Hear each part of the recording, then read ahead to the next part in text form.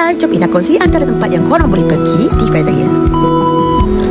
Okey, jom kita masuk. Okay, now Ina dekat Animal Garden. Dekat Faizahir ni beli pokok-pokok dan sayur yang dia tanam. Dia korang boleh beli sayur, boleh beli apa-apa semua lah yang diorang tanam. Dia boleh juga beli. Untuk info, Ina pergi sini 5 Oktober 2025. Tempat dia biasa-biasa je, parking agak susah sikit lah. Tapi okey lah, Ina dapatlah jumpa sesuatu yang menarik dekat sini. Kan Ina cakap tadi boleh beli sayur kat sini. Kalau korang beli sayur dia fresh tau. Korang boleh petik sendiri sayur yang korang nak beli tu. Ina pun tak lepaskan peluang lah pergi Baby Kailan. Wah.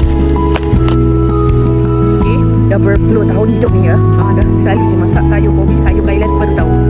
Dia Kobe dulu, baru Baby Kailan tu muncul. Terdapat banyak buah-buahan dan sayur-sayuran segar yang korang boleh beli sendiri dekat sini. Fresh sangat. Boleh masak dekat homestay ke kan?